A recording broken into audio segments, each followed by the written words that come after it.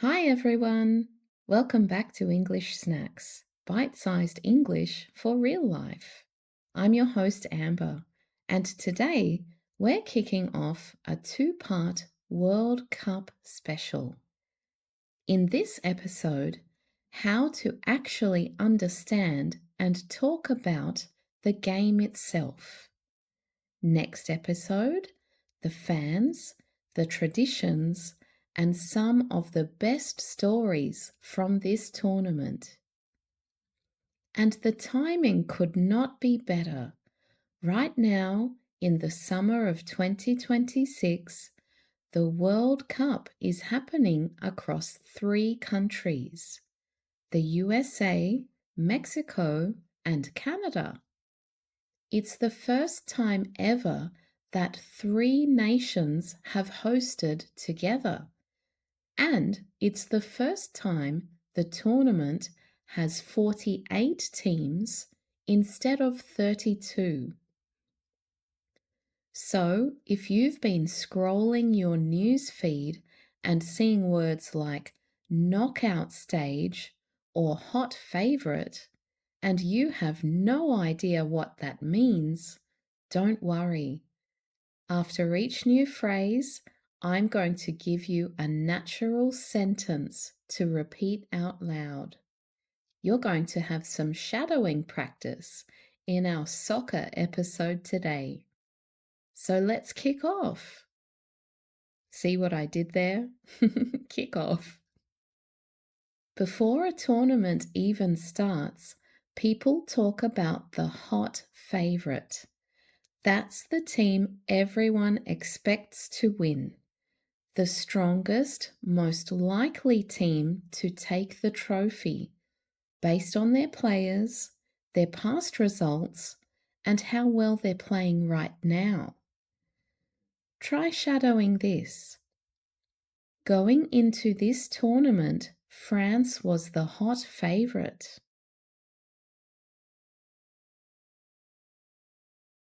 Of course, not every team gets that attention. Some tournaments have a dark horse, a team nobody expected to do well, and they quietly surprise everybody by playing so well and going much further than predicted. This expression, dark horse, comes from horse racing. It was usually a horse with an unknown history that unexpectedly won the race. In football or soccer, it's the same idea. A team hiding real talent and nobody saw it coming. Try shadowing this. Morocco was the dark horse of the tournament. Nobody expected them to reach the semi-final.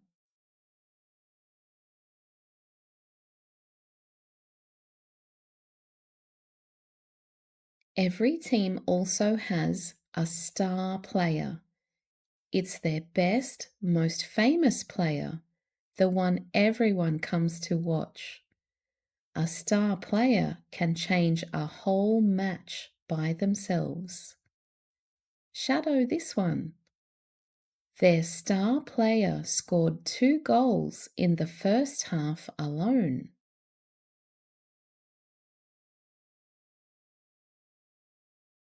Now, not everything in football is fair play. Sometimes you'll see a player fall to the ground very dramatically after barely being touched. This is called taking a dive, pretending to be fouled in order to trick the referee into giving a free kick or a penalty. Try shadowing this one.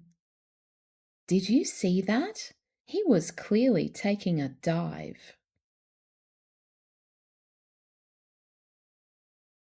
During a match, commentators talk about a goal-scoring spree.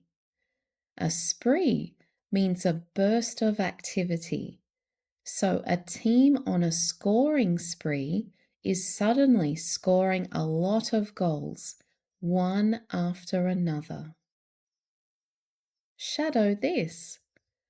Brazil went on a goal-scoring spree in the second half.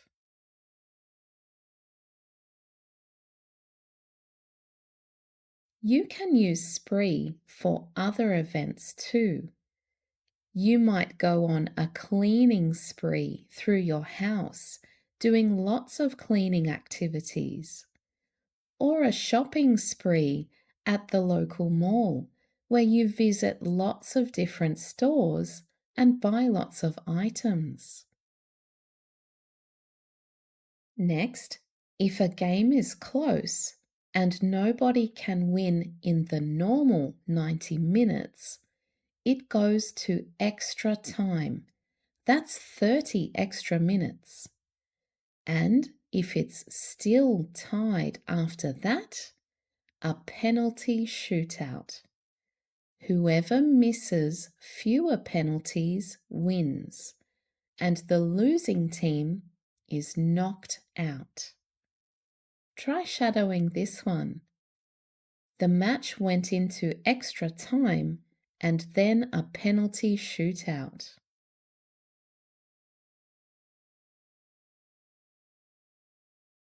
Another useful phrase, a nail biter. That's a match so tense and exciting that you're biting your nails out of nervousness. Shadow this one. That game was a total nail biter from start to finish.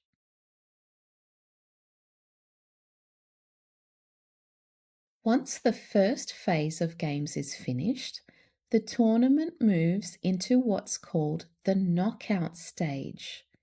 That's what we're up to right now.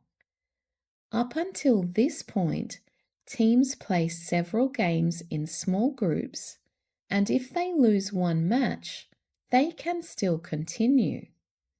But in the knockout stage, everything changes. You could say it's make or break. That means either they win or go home. Lose a single match at this point, and the team is out of the tournament. Try shadowing this. Every game in the knockout stage feels like a final.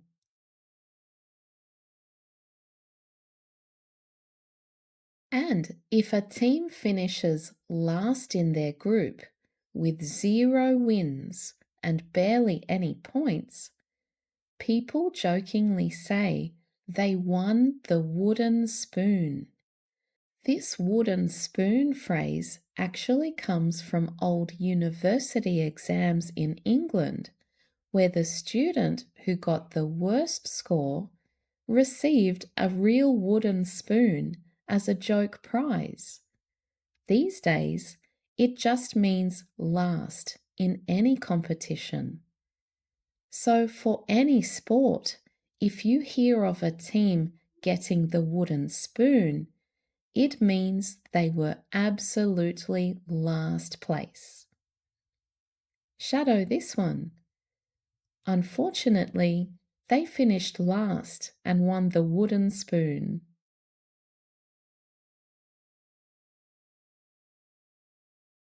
Here's a talking point for you.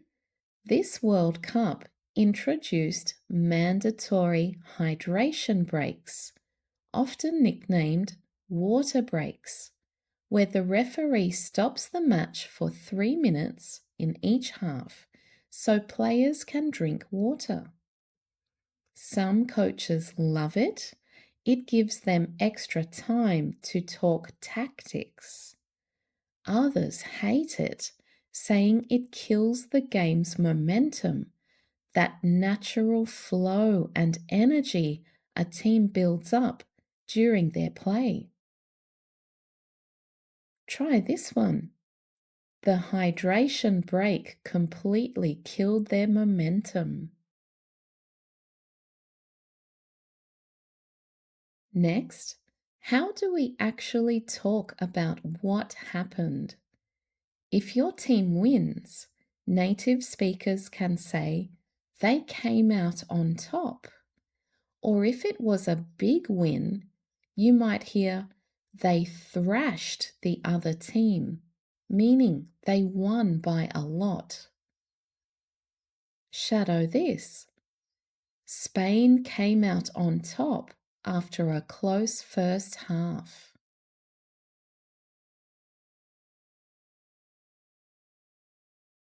And this one, the host nation thrashed their rivals. If it's a tie, meaning the same score for both teams, in football we say it ended in a draw, not a tie. Football people say draw. Try this one. The match ended in a draw, 1-1. Or the match ended in a draw, 1-1. And finally, the match ended in a 1-1 draw. Which do you prefer? I generally say the last one, a 1-1 draw. Talking about the score, because it's a little different from how we say numbers regularly in English. If a team wins, let's say 3-0, we would say 3-0. Nil means 0.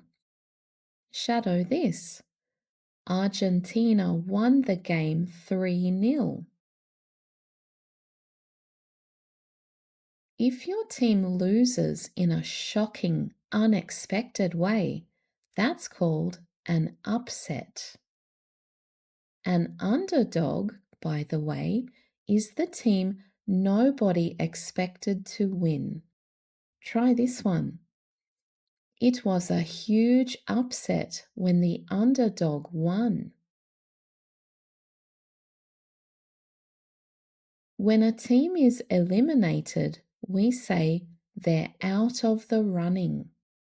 And when they win and continue to the next stage, we say they're going through to the next round.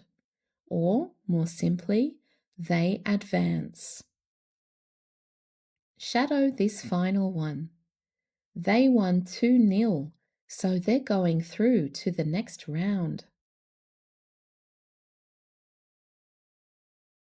So now you know your hot favorites from your underdogs, and you can follow a match from the first whistle all the way to a 3-0 win or a nail-biting penalty shootout. All of today's vocabulary and shadowing sentences are in your worksheet. Please read the show notes for how to find it. Next time, we're talking fans, traditions, and some of the wildest stories from this World Cup.